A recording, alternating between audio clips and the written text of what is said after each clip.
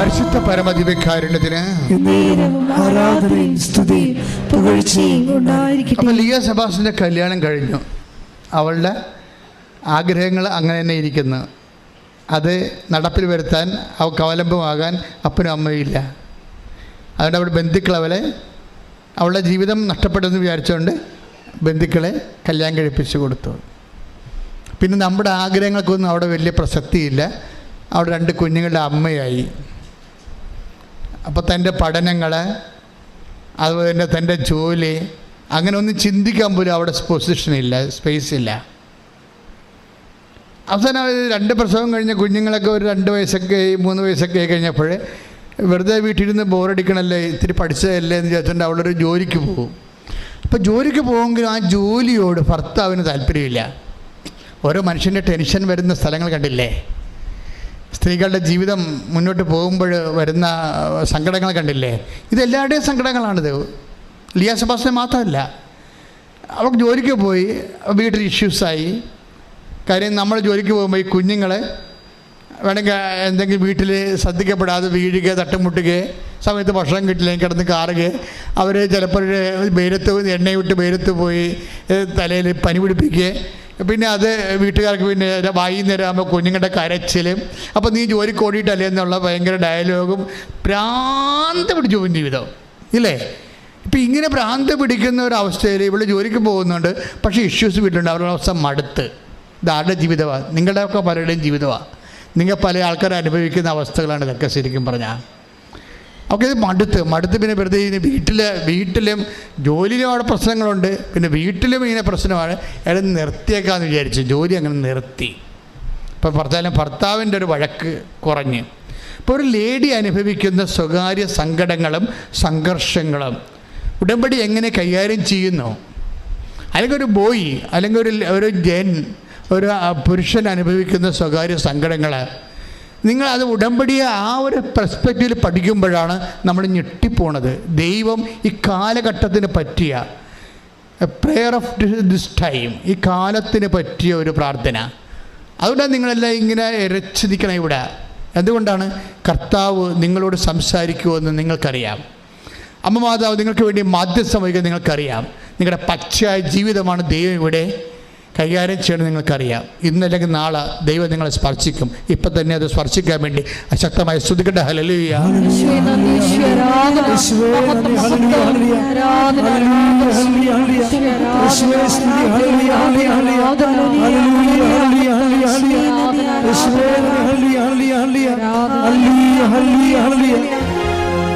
പരിശുദ്ധ പരമദിവ്യകാരുണ്യത്തിന്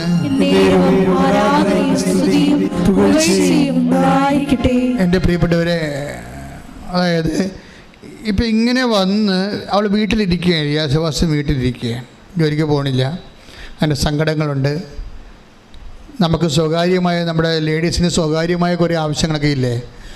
അതിനൊക്കെ മറ്റുള്ളവരുടെ മുമ്പ് കൈ നീട്ടണ്ടേ? അത് ചിലർക്ക് ഭയങ്കര സങ്കടമായിരിക്കും. നമ്മുടെ സ്വകാര്യമായിട്ടുള്ള കുറേ വസ്തുക്കളൊക്കെ നമ്മൾ വാങ്ങിക്കത്തില്ലേ? അതിന് മറ്റുള്ളവരുടെ മുമ്പിൽ ഭർത്താവിനോട് എപ്പോഴും ചോദിച്ചു നടക്കുക, ഒക്കെ ഓർക്കുമ്പോൾ നമുക്ക് സങ്കടമാണ്. പൈസ കിട്ടുമായിരിക്കും, 10 പ്രാവശ്യം ചോദിച്ചാലായിരിക്കും 1 പ്രാവശ്യം കിട്ടണത്. അത് നല്ല മോന്തയോട് ചിലപ്പോൾ കിട്ടിയെന്ന് വരത്തില്ല. ഞാൻ ഈ കേസ് പറയുകയല്ല, പൊതുവെയുള്ള ലേഡീസ് ചില ആൾക്കാർ അനുഭവിക്കണം, എല്ലാവരും അല്ല കേട്ടോ. നിങ്ങൾക്ക് വലിയ മെഡിക്കൽ കാണുന്നത് എനിക്കറിയാം. പക്ഷേ എങ്കിലും നിങ്ങളുടെ കൂട്ടത്തിൽ കുറേ പേര് വല്ലാത്ത സംഘർഷം അനുഭവിക്കുന്നുണ്ട്. അപ്പോൾ ഇവർക്കിത് വലിയൊരു പ്രയാസമായി. അങ്ങനെ പ്രയാസമായി ഇവർക്ക് ഡിപ്രഷനായി. പ്രയാസത്തിൽ കൂടിപ്പോയി. എന്നുവെച്ചാൽ ഭക്ഷണം കഴിക്കാതെ, ഇതിനകത്ത് കഴിക്കണം, ഭക്ഷണം കഴിക്കാതെ ആൾ മുറി ലോക്ക് ചെയ്ത് അകത്തിരിക്കാൻ തുടങ്ങി. ഓക്കെ, അപ്പോൾ നിസ്സാരം ഇവിടെ കൂടെ ഇത് അവസാനിക്കണില്ലേ കാര്യങ്ങൾ? ഇപ്പോൾ വർഷങ്ങളായത് കണ്ട മനസ്സ് ഇടിഞ്ഞ് അവസാനം ഡിപ്രഷൻ മൂടായി, ഉറക്കമില്ലാതെയായി, അകത്തിരിക്കുകയാണ്. 2 കുഞ്ഞുങ്ങളുണ്ടെന്ന് നോക്കണം. കുഞ്ഞുങ്ങൾക്ക് ഭക്ഷണം കൊടുക്കണില്ല. അപ്പോൾ അമ്മമാർ എന്തെല്ലാം പ്രശ്നമുണ്ടെങ്കിൽ ശരി കുഞ്ഞുങ്ങൾക്ക് ഭക്ഷണം കൊടുക്കുമല്ലേ, അവരെ കുളിപ്പിക്കും. കാര്യം 2-3 വയസ്സുള്ള കുഞ്ഞുങ്ങളെയൊക്കെ നമുക്ക് ശ്രദ്ധിച്ചില്ലെങ്കിൽ കുഞ്ഞുങ്ങൾ പോകും, പൊട്ടായി പോകും. അപ്പോൾ അതുങ്ങളെപ്പോലും ശ്രദ്ധിക്കാത്ത അവസ്ഥയിൽ ഇവിടെ മനസ്സ് കൺട്രോൾ പോയി.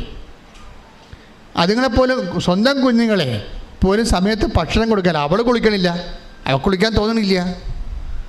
അവൾ ഭക്ഷിക്കാൻ തോന്നണില്ല, എന്നാത്ത ഇതൊക്കെ ചെയ്യണമെന്നുള്ള തീർന്ന ജീവിതം പോയി.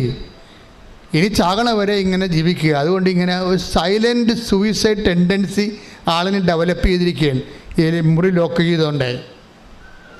അപ്പോൾ അമ്മായിയമ്മ പക്ഷെ ബെസ്റ്റാണ്. അമ്മായിയമ്മ വന്ന് എപ്പോഴും കണ്ണീരോടെ വിളിക്കുന്നുണ്ട്, വാമോളെ കഴിക്കുമോളെ, ഇങ്ങനെ ഇരുന്നാൽ എത്ര കാലം ഇരിക്കുന്നീ എന്നൊക്കെ പറയുന്നുണ്ട്. പക്ഷെ അവൾക്ക് നമുക്ക് അവളെ കുറ്റം പറയാൻ പറ്റത്തില്ല. അവൾക്ക് അത്രയും സങ്കടം അങ്ങോട്ട് കയറിപ്പോയിട്ട് സങ്കടം തലക്കടിച്ച് പോയിരിക്കുകയാണ്. അത് കാരണം ഒരു ആശ്വാസവാക്കും അവളെ ഏൽക്കണില്ല. ഒരു ദിവസം ഒരു ഉടമ്പടി ധ്യാനം ഇങ്ങനെ ഒരു 2 മാസമോ 2 ആഴ്ചയായി ഇങ്ങനെ ഇരിക്കണത്. അപ്പം ജീവിതം തീർന്നു.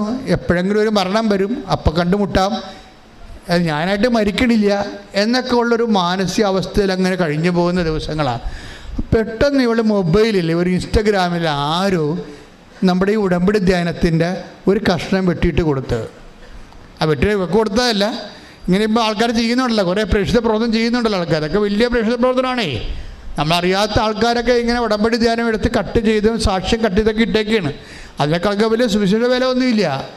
അപ്പം അതുകൊണ്ട് അങ്ങനെ ഒരു ഇൻസ്റ്റഗ്രാമിൽ ഇവൾ ഒരു വചനം കേട്ട്, അത് എന്താ കേട്ടതെന്ന് വെച്ചാൽ ഉടമ്പടി ധ്യാനമാണ്. ക്രിസ്തുവിൻ്റെ മുമ്പിൽ നീ മുട്ടുമടക്കിയാൽ പിന്നെ ആരുടെ മുമ്പിൽ നിനക്ക് മുട്ടുമടക്കേണ്ടി വരത്തില്ലെന്ന്. Praise the lord. സ്തുതിക്കട്ടെ. ഹല്ലേലൂയ.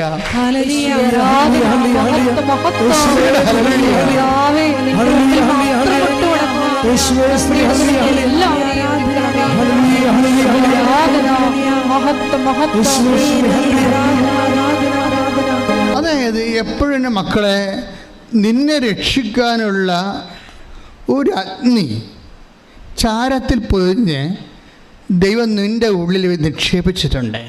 ക്ലേശകാലങ്ങളിൽ നീ ഇതാണ് അറിയേണ്ടത്. നിന്നെ രക്ഷിക്കാനുള്ള ഒരു അഗ്നി ദൈവം ചാരത്തിൽ പൊതിഞ്ഞ് നിൻ്റെ ഉള്ളിൽ തന്നെ നിക്ഷേപിച്ചിട്ടുണ്ട്. ലിയ സെബാസ്റ്റ്യൻ എന്താ സംഭവിച്ചിരിക്കുന്നത്? വിശ്വാസത്തിൻ്റെ അഗ്നി.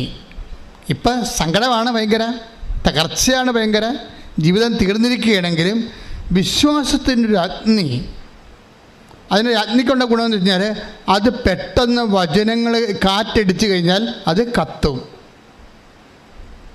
ഈ ചാരം മൂടിയ അഗ്നി, അവളുടെ വിശ്വാസത്തിൻ്റെ അഗ്നി, ഈ ഉടമ്പടി ധ്യാനത്തിൻ്റെ കാറ്റടിച്ച് കഴിഞ്ഞാൽ അപ്പോൾ ഈ ചാരം പറന്നു പോയിട്ട് ഈ സാധനം കത്തി പെട്ടെന്ന്. എന്താണ് പറഞ്ഞിരിക്കുന്നത്? നീ ക്രിസ്തുവിൻ്റെ മുമ്പിൽ മുട്ടുമടക്കിയാൽ പിന്നെ ആടെ മുമ്പിൽ മുട്ടുമടക്കേണ്ട ആവശ്യം വരുത്തിയില്ല. അത് ഞാൻ പോലും അറിയാതെ ഇവിടെ നിന്നുകൊണ്ട് കർത്താവ് പറയിപ്പിച്ചതാണ്. ആർക്കോ വേണ്ടി പറയിപ്പിക്കണാണിത്. ഈശോ ഉദ്ദേശിക്കുന്നുണ്ട് ആൾക്കാരെയൊക്കെ. തകർന്ന് തരിപ്പണമായി -ആയിരിക്കുന്ന ആൾക്കാരെ കർത്താവ് മനസ്സിൽ കാണുന്നുണ്ട്. ദൈവത്തിൻ്റെ സ്നേഹമാണ് ദൈവത്തിൻ്റെ വചനം. ശ്രദ്ധിക്കട്ടെ.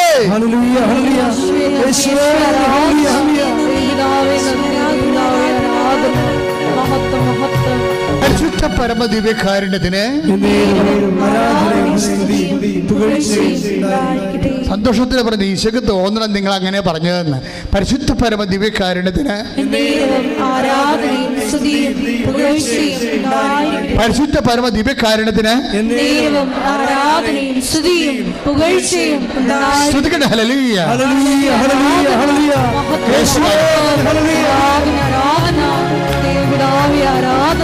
അത് മനോഹരമായ ഒരു സങ്കീർത്തനമാണ്. Take the word of God. നിന്റെ പാറമേൽ ഉയർത്തി ഞാൻ നിർത്തും. അതായത് ഇപ്പം ക്ലേശകാലമാണെങ്കിലും ഈ ടൈം കഴിയുമ്പോൾ, ചേഞ്ച് ചെയ്യുമ്പോൾ അവൻ നിന്നെ ഉയർത്തിക്കൊണ്ട് വരും. അപ്പം ഈ കാലത്ത് നീ എന്ത് ചെയ്യണം? ഇവളെന്താ ചെയ്തതെന്ന് പറയും. ഇവള് ഈ ഇങ്ങനെ ക്രിസ്തുവിൻ്റെ മുമ്പിൽ മുട്ടുമടക്കിയാൽ പിന്നെ ആരുടെ മുമ്പിലും നിനക്ക് മുട്ടുമടക്കേണ്ടി വരികയില്ല എന്ന് പറഞ്ഞത് ഇവൾക്ക് അഭിഷേകമായി. വചനത്തിൽ അങ്ങനെ ഒരു കാര്യമുണ്ട്. നമ്മൾ ഈ വചനം കേൾക്കുമ്പോൾ ഈ മാനുഷിക വചനമായിരിക്കും, പക്ഷേ അതിൻ്റെ അകത്തുള്ള സ്റ്റെമ്മില്ല, ജീവനെന്ന് പറയണത് അതിൻ്റെ കറസ്പോണ്ടിങ് വേർഡ് ഓഫ് ഗോഡ് വേറെ ഉണ്ടാകും. ഞാൻ ഈ മാനുഷിക ഭാഷ പറയുന്ന വചനത്തിൻ്റെ ആത്മാവ് യഥാർത്ഥ വചനം തന്നെ ആയിരിക്കും. യഥാർത്ഥ വചനത്തിന് എൻഫ്ലഷ് ചെയ്യുന്നതാണ് ഒരു പ്രഭാഷകൻ്റെ ദൈവിക ഉപകരണമാകുന്ന രീതി. ഇപ്പം ഉദാഹരണത്തിന് സങ്കീർത്തനം 118:8-9 എടുത്ത്. സങ്കീർത്തനം 118:8-9. ശ്രുതിക്കട്ടെ. ഹല്ലേലൂയ. 118 സങ്കീർത്തനം 8-9 തിരുവചനങ്ങൾ.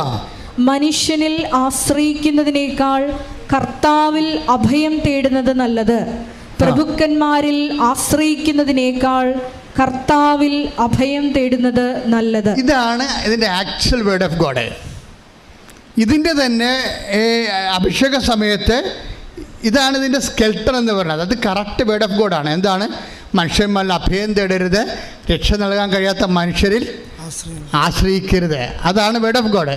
അതിൻ്റെ തന്നെ വേറൊരു വേർഷനാണ് ഈ പറയുന്നത്. എന്താണ്? നിങ്ങൾ ക്രിസ്തുവിൻ്റെ മുമ്പിൽ മുട്ടുമടക്കിയാൽ വേറെ ആരുടെ മുമ്പിൽ നിങ്ങൾക്ക് മുട്ടുമടക്കേണ്ടി വരത്തില്ല. ഇപ്പം നമ്മൾ എത്ര പേരുടെ മുമ്പിൽ മുട്ടുമടക്കുന്നുണ്ട്? ഇൻസ്റ്റാൾമെൻറ്റുകാരൻ്റെ കയ്യിൽ മുട്ടുമടക്കണം, പലിശക്കാരൻ്റെ അടുത്ത് മുട്ടുമടക്കണം, ബാങ്ക് മാനേജറിൻ്റെ അടുത്ത് മുട്ടുമടക്കണം, അല്ലേ? ഇങ്ങനെ ലോകത്തിലുള്ള ഓരോ മനുഷ്യന്മാരുടെ മുട്ടുമടക്കി പ്രഖ്യാപിത അടിമയായിട്ട് ജീവിക്കണം നമ്മൾ. ഈ അടിമ ജീവിതം അവസാനിപ്പിക്കാൻ കർത്താവ് തന്നെ തിരിച്ചു വിളിക്കുന്നു. കൈയടിച്ച് ശ്രദ്ധിക്കട്ടെ.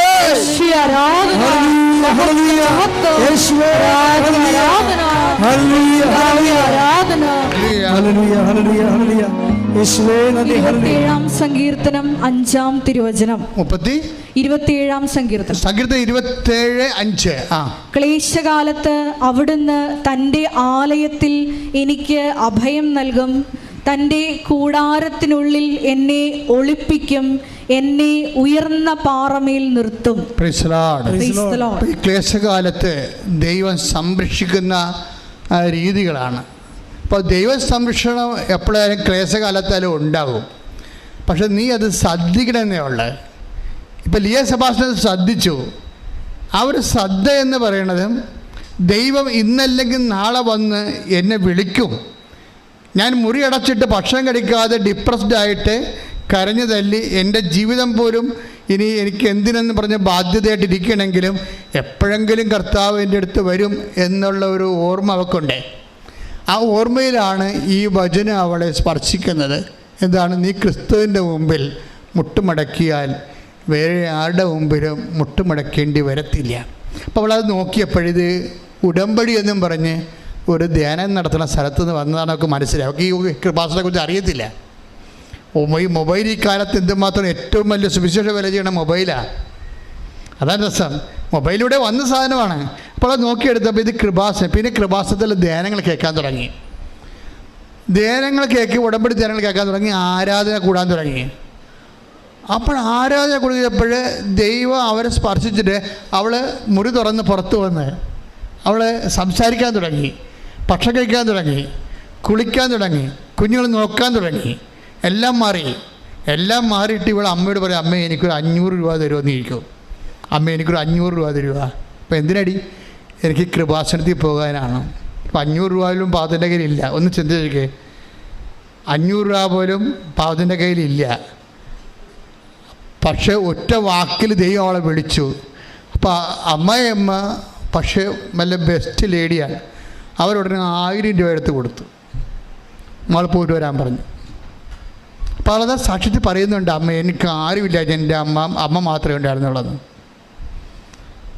അപ്പോൾ ചിലർ മാതാപിതാക്കളും നഷ്ടപ്പെട്ട പെൺപിള്ളേർ കല്യാണം കഴിച്ച് വരുമ്പോൾ ആ വീട്ടിലുള്ള അമ്മമാരും അമ്മായിയപ്പനും ഒക്കെ അത് തഞ്ചമാക്കിയിട്ട് ഇവൾ എന്നിട്ട് ഭർത്താവ് വരെ പറയും, നിന്നെ തല്ലിക്കൊന്ന് ഇതിൻ്റെ അകത്ത് കെട്ടിത്തൂക്കി നിൻ്റെ അത് കുഴിച്ചു കൂടി അവർ പട്ടിയും തിരക്കത്തില്ലെന്ന് പറയും.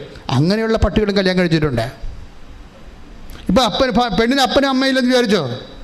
ആ ഒറ്റ കാര്യം കൊണ്ട് തന്നെ മരണം വരെ അവളെ പീഡിപ്പിക്കും. എന്നിട്ട് എന്തെങ്കിലും പ്രശ്നമുണ്ട് ഇവിടെ സംസാരിക്കുമ്പോൾ നിന്നെ കൊന്നിവിടെ കുഴിച്ചു മൂടിയ ഒരു പട്ടിയും തിരക്കായില്ലെന്ന് പറയും. എന്നിട്ട് ഈ പന്നി ക്രിസ്ത്യാനിയായിട്ട് വന്ന് കുർബാന സ്വീകരിക്കുകയും ചെയ്യും. എന്തൊരവസ്ഥയാണ്! ഈ നോൻപ് കാലത്ത് തിരിച്ചു പിടിക്കുന്നുണ്ട് അനുതാപത്തിലേക്ക്.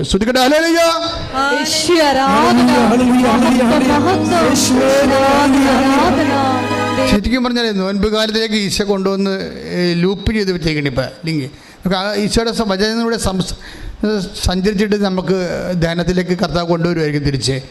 നോൻപ് കാലമായതുകൊണ്ട് ആണിങ്ങനെ സംഭവിക്കണം തോന്നണം. ഞാൻ ഇന്ന് ഇവിടെ ഇരുന്ന് ആരാധന കൂടിയപ്പോൾ എൻ്റെ മനസ്സിൽ വല്ലാത്തൊരു സങ്കടം വന്നു. ആരാധനയല്ല, അച്ഛൻ്റെ കുർബാന കൂടി കഴിക്കുമ്പോൾ ഞാനങ്ങനെ മനസ്സിങ്ങനെ കയ്യും കൂപ്പി ഇങ്ങനെ ഇരിക്കുകയായിരുന്നു. അതെന്ന് വെച്ചാൽ എൻ്റെ കയ്യിൽ നിന്നൊരു അബദ്ധം സംഭവിച്ചു. അതിപ്പോൾ ഈശോ എന്നെ ഓർപ്പിച്ചു. അപ്പം എനിക്ക് മനസ്സിലായി, ഇപ്പോൾ ഈശോ ഇപ്പോഴും അത് റൈറ്റ് ഓഫ് ചെയ്തിട്ട് എനിക്ക് മനസ്സിലായി. അതുകൊണ്ട് ഞാൻ പറഞ്ഞു, ഈശോ ഇനി എന്ത് ചെയ്യുമെന്ന് ഞാൻ ചോദിച്ചു. അതെന്നുവെച്ചാൽ ഞാൻ 87 അച്ഛനായത്. ഞാൻ 85 അച്ഛനായത് അവസാനം. ഇപ്പോൾ 87 ഞാൻ ഈ കാട്ടൂർ പള്ളിയിൽ, ഈ പടിഞ്ഞാറ് വശത്തൊരു പള്ളിയുണ്ട്, അവിടെ ശുശ്രൂഷ ചെയ്തുകൊണ്ടിരിക്കുന്ന സമയത്ത് എൻ്റെ ഒരു അകന്ന ബന്ധു എന്നെ കാണാൻ വന്നു. എന്നെ കാണാൻ വന്നിട്ട് എന്നോട് സാമ്പത്തികമായ സഹായം ചോദിച്ചു. അപ്പം അന്ന് എൻ്റെ ശരിക്കും പറഞ്ഞാൽ പൈസ വളരെ കുറച്ച് പൈസയേ ഉള്ളൂ. എങ്കിലും എനിക്ക് ഈ ബന്ധുവിനെക്കുറിച്ച് അറിയാം. അയാൾ പലരോടും ഇങ്ങനെ ബന്ധുക്കളുടെ പൈസ വാങ്ങിക്കുന്ന ആളാണ്. പക്ഷെ പുള്ളിക്കാരൻ ആർക്കും ഒന്നും കൊടുക്കത്തുമില്ല, അങ്ങനെ ടൈപ്പാണ്. അപ്പം അതെൻ്റെ മനസ്സിലേക്ക് ആളെ പേഴ്സണൽ അറിയാവുന്ന കാരണം കിട്ടാനുള്ളതെന്നൊക്കെ കിട്ടണോടത്ത് മേടിച്ചെടുക്കുക, ആർക്കും ഒന്നും പുള്ളി കൈ നനച്ചൊന്നും ചെയ്യത്തുമില്ല. അപ്പം ഞാൻ പറഞ്ഞു, ഈ പണി എനിക്കറിയാം, അതുകൊണ്ട് നിങ്ങളിനി ഞാൻ കാട്ടർ ചെയ്യത്തില്ലെന്ന് പറഞ്ഞു. പുള്ളിക്കാരൻ സങ്കടപ്പെട്ടു പോയി. ഇപ്പം കുർബാനയ്ക്ക് രാവിലെ പറഞ്ഞ് ആ കക്ഷിയുടെ സങ്കടം ഇപ്പോഴും കിടപ്പുണ്ടെന്ന് പറഞ്ഞു. ഞാൻ വല്ലാണ്ടായിപ്പോയി. നോൻപ് കാലമല്ലേ, നമ്മൾ മറന്ന സാധനമൊക്കെ കർത്താവ് മറന്നിട്ടില്ല. ഞാൻ മറന്നു പോയതാണ്, പക്ഷെ കർത്താവ് മറന്നിട്ടില്ല. ദൈവം ഒരു അപകടകാരിയാണ് ശരിക്കും. കമ്പ്യൂട്ടറിൻ്റെ അത് ഹാർഡ് ഡിസ്ക് അടിച്ചു പോകാം, ദൈവത്തിൻ്റെ ഹാർഡ് ഡിസ്ക് അടിച്ചിട്ടില്ല. ഇനി കഴിഞ്ഞ കാലങ്ങളിൽ ചെയ്തു വെച്ചേക്കുന്നതെല്ലാം റീടേക്ക് ചെയ്യുന്നുണ്ട്. പക്ഷേ ഇപ്പോൾ എനിക്ക് സമയമുണ്ട് പരിഹാരം ചെയ്യാൻ. സമയമില്ലാത്ത സമയം വരും. അതുവരെ കാത്തു നിൽക്കാതെ അനുതാപപ്പെടാൻ വേണ്ടി കർത്താവ് നിങ്ങളെ പഴയ ഓർമ്മകളിലേക്ക് ക്ഷണിക്കുകയാണ്. ഇപ്പോഴേ അനുതാപത്തിൻ്റെ കാലത്ത് കഴിഞ്ഞ കാലങ്ങളിൽ മറ്റു മനുഷ്യരെ ദുഃഖിപ്പിച്ചത്. അപ്പോൾ കർത്താവിനോട് വേറെ ഒരു കാര്യം പറഞ്ഞു ആ സമയത്ത്. അപ്പോൾ എനിക്ക് തോന്നി ഞാൻ നീചനായിരിക്കുമെന്ന് തോന്നി. അത്രയ്ക്ക് എന്നോട് തന്നെ ഭയങ്കര സങ്കടം തോന്നി. ഞാൻ ഇങ്ങനെയൊക്കെ ചെയ്തോന്നോ. അവിടെ ഇരുന്ന് പറഞ്ഞു ഇന്ന് മുഴുവനും എന്നെ കുറ്റം പറയുകയായിരുന്നു കർത്താവ്. അവിടെ മുഴുവനും എന്നോട് പറഞ്ഞ രണ്ടാമത്തെ കാര്യം ഞാൻ അമ്പലപ്പുഴ ഇരിക്കുമ്പോൾ സംഭവിച്ച കാര്യമാണ്. അപ്പോൾ അന്ന് ഈ വള്ളക്കര കുത്തി പ്രാർത്ഥിക്കാൻ വരും. ഞാനാണെങ്കിൽ നിങ്ങൾക്കറിയാമല്ലോ, വിശന്നാൽ പിന്നെ എനിക്ക് സങ്കടം, എനിക്ക് ഈ അൾസറൊക്കെ പിടിച്ച് വലിയ ഒരു അരിശമായിരിക്കും ഭയങ്കര. അപ്പം ഞാനിങ്ങനെ പള്ളിയിലെ കുർബാന അന്ന് 1.5 മണിക്കൂറാണ് കുർബാന, 1:45 ആവും. കാറ്റഗിസവും ഈ അറിയിപ്പും ഒക്കെ കഴിയുമ്പോൾ ഞാൻ ഒരു കണക്കിനടുത്തിട്ട് കാപ്പ് പിടിക്കാൻ വേണ്ടി ഓടി എൻ്റെ മേടയിൽ കയറണത്. അപ്പോൾ ഒരു ചേട്ടാ നിർത്തിക്കൊണ്ട് അച്ഛാ 100 രൂപ വേണമെന്ന് പറഞ്ഞ്. ഞാൻ പറഞ്ഞ് താഴ്പോടെന്ന് പറഞ്ഞ്, ഇത് ആൾക്കാരൊക്കെ മാറട്ടെന്ന് പറഞ്ഞ്. പെട്ടെന്ന് പറഞ്ഞ് താമ്പോള് ആൾക്കാരൊക്കെ മാറട്ടെന്ന്. അച്ഛാ ആൾക്കാർ എന്നെ കാണാൻ വേണ്ടി അതിനേക്കാൾ ഇങ്ങനെ നിൽക്കുകയാണ്. പിന്നെ ഞാൻ അത്രയും ഉദ്ദേശിച്ചില്ലായിരുന്നു. ഞാൻ ഉദ്ദേശിച്ചത് എന്താണ്, അകത്തൊരു കാപ്പിയെ കുടിച്ച് ശരീരമൊക്കെ തണുത്തിട്ട് വന്നിട്ട് ഈ ആൾക്കാരൊക്കെ എടുത്തിട്ട് ഇയാൾക്ക് കൊടുത്ത് വിടാൻ. ഞാൻ എല്ലാ ആഴ്ചയും കൊടുക്കണമാണ് പൈസ. പക്ഷേ എനിക്ക് ഇഷ്ടപ്പെടാതിരുന്നത് ഈ ആൾക്കാരുടെ തിക്കിൽ ആൾക്കാരെല്ലാം എന്നെ കാണാൻ വന്ന് നിൽക്കുകയാണ്. അതായത് എന്നെ കാണാൻ ആത്മീയമായ കാര്യത്തിനല്ലാതെ ഭൗതികമായ കാര്യത്തിന് വന്നവൻ ആത്മീയ കാര്യത്തിൽ വന്നേക്കാൾ ഇടിച്ചതല്ലി മുമ്പിൽ വന്നപ്പോൾ എനിക്ക് വിറഞ്ഞത്. പക്ഷേ ഇങ്ങനെ വിറഞ്ഞെങ്കിലും പിന്നീട് ഈ ആൾക്കാരെല്ലാം പോയി കഴിഞ്ഞിട്ട് അയാളെ കണ്ടില്ല. പിന്നെ 8 മാസം കഴിഞ്ഞപ്പോൾ അയാളുടെ ലക്ഷണമുള്ള ഒരു ചേട്ടായി എൻ്റെ അടുത്ത് വന്ന്. അപ്പോൾ ഞാനോർത്ത് അയാളുടെ ലക്ഷണമാണ് ഇയാൾക്ക്. അപ്പോൾ എന്നിട്ട് സംസാരിച്ചുകൊണ്ടിരിക്കുന്ന സമയത്ത് പറഞ്ഞ്, അച്ഛാ എൻ്റെ അപ്പൻ അച്ഛനെ എപ്പോഴും വന്ന് കാണാറുണ്ട്, എൻ്റെ അപ്പനെ അച്ഛനെ ഒത്തിരി സഹായിച്ചിട്ടുണ്ട്. പിന്നെ എൻ്റെ അച്ഛൻ ഇവിടെ വന്ന് വെച്ചും പോയ ദിവസം മരിച്ചു പോയെന്ന് പറഞ്ഞ് വീട്ടിൽ. അപ്പോഴേ അവസാന കാലമായിരുന്നു അങ്ങേരുടെ. അപ്പോൾ എനിക്ക് അവസാനം അദ്ദേഹത്തിനെ സഹായിക്കാൻ കഴിഞ്ഞില്ല. അതിപ്പോൾ രാവിലെ ഈശോ പറഞ്ഞു, അന്ന് നിന്നെ അത്രയും ദേഷ്യപ്പെടേണ്ട കാര്യമില്ല. ഇനി ദേഷ്യപ്പെട്ടില്ല, മാറി നിൽക്ക്, ആൾക്കാരോട് വിട്ടിട്ട് ഞാൻ തരാമെന്നാണ് ഞാൻ ഉദ്ദേശിച്ചത്. പക്ഷെ അതും ദൈവം ഉൾക്കൊള്ളുന്നില്ല. പക്ഷേ എനിക്ക് സമയമുണ്ട്, കർത്താവിനെ ഓർപ്പിച്ചല്ല, അതുകൂടി റൈറ്റ് ഓഫ് ചെയ്യണമെന്ന്. അപ്പോൾ കർത്താവ് വേറൊരു കാര്യം എന്നോട് പറഞ്ഞു. ഇന്ന് കുറേ കാര്യം എന്നോട് പറഞ്ഞു. എൻ്റെ അപ്പൻ എന്നോടൊരു ദിവസം പറഞ്ഞ്, എടാ എൻ്റെ കൂടെ ഒന്ന് ആശുപത്രി വരുമോ എന്ന് ചോദിച്ചു. 10ാം ക്ലാസ്സിലെ. അപ്പോൾ എനിക്ക് പരീക്ഷയാണ്, മോഡൽ എക്സാമാണ്, ഞാൻ വരത്തില്ലെന്ന് പറഞ്ഞു.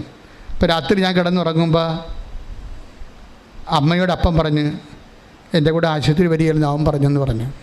അപ്പം അമ്മ രാവിലെ പറഞ്ഞ്, ഇന്നലെ അപ്പം പറഞ്ഞല്ല അപ്പൻ്റെ കൂടെ ആശുപത്രി പോകത്തില്ലെന്ന് പറഞ്ഞല്ല. ഞാൻ എനിക്ക് പഠിക്കാനില്ലേ. അപ്പോൾ എൻ്റെ ഒരു മൈൻഡ് സെറ്റ് ആ കാലത്ത് അങ്ങനെയായിരുന്നു. അപ്പൻ ആശുപത്രി പോയി, ഒറ്റക്ക് പോയി. പിന്നീട് ഞാൻ അപ്പൻ്റെ അടുത്ത് പല പ്രാവശ്യം പോയി, നടന്ന് തന്നെ പോയി. 2 കിലോമീറ്റർ, അതായത് 2.5 മൈൽ നടന്ന് പോകണം അപ്പൻ്റെ ആശുപത്രി പോകണമെങ്കിൽ. വള്ളമൊക്കെ കയറി ഞാൻ നടന്ന് തന്നെ പോയി, ഞാൻ തിരിച്ച് നടന്ന് തന്നെ വന്നു. പക്ഷെ അപ്പനെ കൊണ്ടുപോകുന്ന വള്ളത്തിലാണ് പിന്നെ തിരിച്ചു കൊണ്ടുപോകുന്നത്. നമ്മൾ നിസ്സാരമെന്നും അന്നത്തെ കാലമല്ലേ എന്നൊക്കെ പറഞ്ഞ് തള്ളിക്കളഞ്ഞ വിഷയങ്ങളെല്ലാം ഇപ്പോഴും ഡിലീറ്റായിട്ടില്ല. നോൻപ് കാലത്ത് നിങ്ങളും എന്നെപ്പോൾ ഒരു ആത്മശോധന ചെയ്യണം. ഉടമ്പടി എടുത്തൊക്കെ കാര്യം ശരിയാണ്. മാതാവ് എനിക്ക് നേരിട്ട് പ്രത്യക്ഷപ്പെട്ട ഒരു ദൈവം എന്നെ പ്രത്യക്ഷപ്പെടാൻ വേണ്ടി അത് യോഗ്യത കർത്താവ് അല്ലെങ്കിൽ എൻ്റെ അയോഗ്യത പരിഹരിച്ചുകൊണ്ട് പ്രത്യക്ഷപ്പെട്ടെങ്കിലും കർത്താവിൻ്റെ മുമ്പിൽ എന്നെക്കുറിച്ച് ഇപ്പോഴും സങ്കടങ്ങൾ ബാക്കി നിൽക്കുന്നുണ്ട്. നിങ്ങളെക്കുറിച്ച് ഇതുപോലെ സങ്കടങ്ങളുണ്ടോ എന്ന് തിരിച്ചിട്ട് വേണം നോൻപ് കാലത്തിൻ്റെ അനുതാപത്തിലേക്ക് ഉടമ്പടി പ്രകാരം പ്രവേശിക്കാൻ. പ്രാർത്ഥിക്കുക. കർത്താവേ, അങ്ങയുടെ തിരുസന്നിധിയിൽ ഞാൻ ചെയ്ത ഉടമ്പടികള് ബലവത്താകുന്നതിന് വേണ്ടി എൻ്റെ ജീവിതത്തിലെ നിന്റെ മനസ്സിലെ ഇപ്പോഴും മായാതെ നിൽക്കുന്ന തിന്മകളെ ഓർത്തുകൊണ്ട് അനുദപിച്ച് ആത്മാവിന്റെ കണ്ണീരിലെ അനുതാപത്തിന്റെ കണ്ണീരിലെ ആത്മാവിനെ കഴുകുവാൻ അഭിഷേകം ചെയ്യണമേ. ശ്രദ്ധിക്കട്ടെ. മഹത്വം